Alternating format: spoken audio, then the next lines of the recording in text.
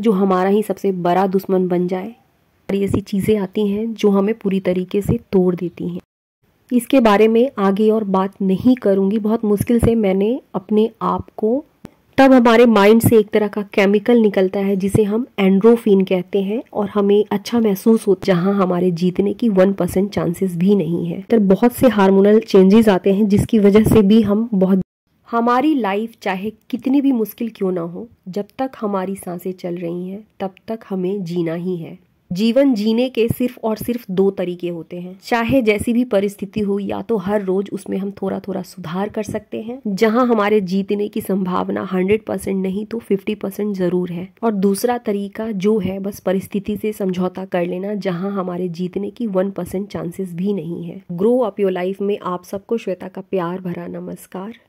ये मेरे गार्डन के फूल हैं, मुझे भी देखना अच्छा लगता है और आप लोगों को भी दिखाना अच्छा लगता है। किसी ने मुझसे कमेंट में कहा था कि दी अपना लोकल मार्केट दिखलाइएगा, अभी सब्जी लेने जा रही हूँ, थोड़ी सी मैंने वहाँ की भी शूट की है। ये मेरे घर के पास का लोकल मार्केट है। सब्जी की ये बहुत बड़ी मंडी है, यहाँ पर होलसेल रेट पर सब्जियाँ मिलती हैं। सब्जी फ्रेश भी रहती है और थोड़ी सस्ती भी रहती है। पहले मेरे हस्बैंड की पोस्टिंग नॉर्थ ईस्ट में थी और वहाँ पर सब्जियाँ बहुत महंगी मिलती थी। मंडी बहुत बड़ी है लेकिन मैंने बिल्कुल थोड़ी सी ही शूट की थी।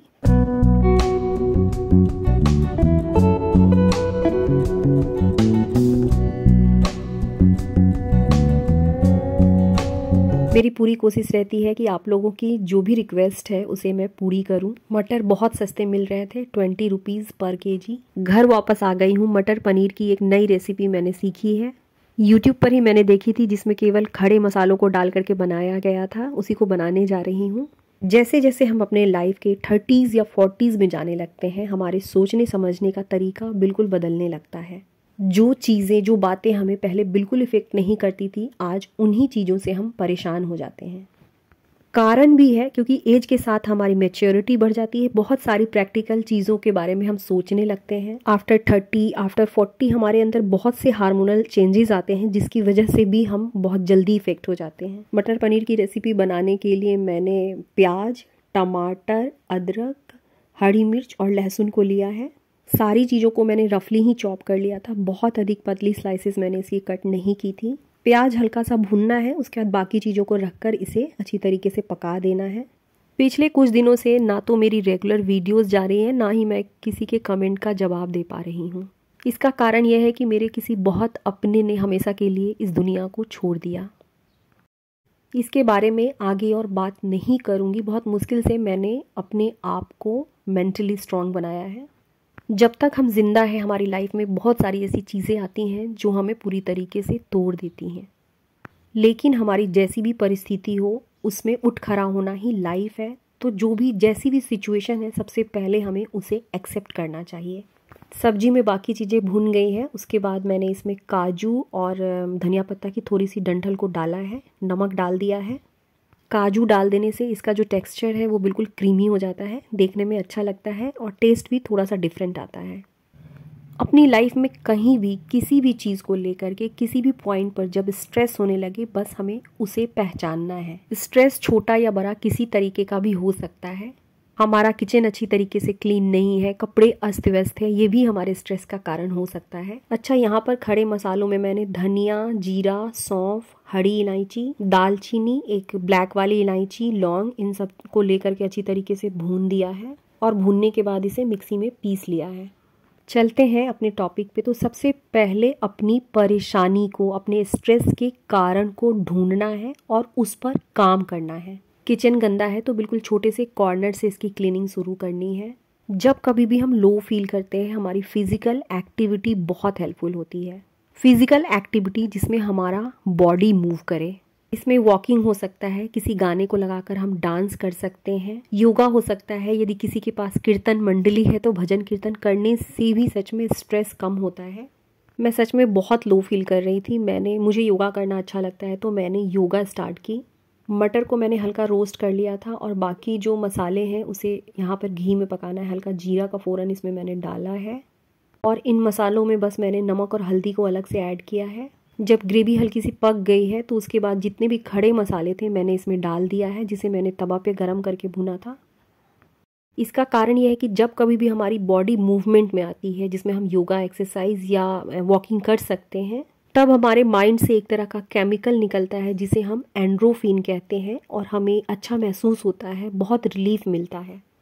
प्याज और बाकी मसाले इसमें भुन गए हैं, अलग से केवल मैंने इसमें हल्दी और नमक मिलाया है। अच्छा खाना या हेल्दी खाना हमारे लाइफ का सबसे अहम हिस्सा होता है। जब कभी भी परेशान हो, कुछ अच्छा फील ना हो रहा हो, बहुत छोटी सी टिप्स है, लेकिन अपना मनपसंद खाना बनाए। मेरे साथ तो ये बिल्कुल काम करता है। जब कभी भी परेशान होती हूँ, अपने पसंद का कुछ बनाकर खाती हूँ तो मुझे अच्छा लगता है।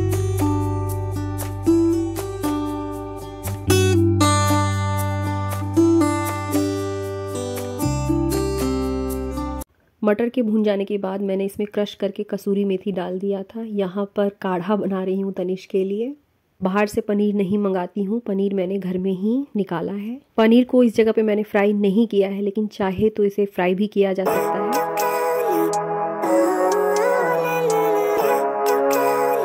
सच में हमें अपनी लाइफ को कैसे जीनी है, इसका डिसीजन केवल और केवल हम ले सकते हैं। जिस तरीके से हम अपनी बाहरी सुंदरता का ध्यान रखते हैं, बाल थोड़े से भी बिखरे हुए हो तो उन्हें तुरंत ठीक करते हैं, चेहरे पर थोड़े से भी दाग धब्बे आ जाते हैं तो उन्हें हटाने के लिए बहुत सारी चीज़ों को पढ़ना शुरू करते हैं, बहुत सारी चीज़ें उन पर लगाना शुरू करते हैं।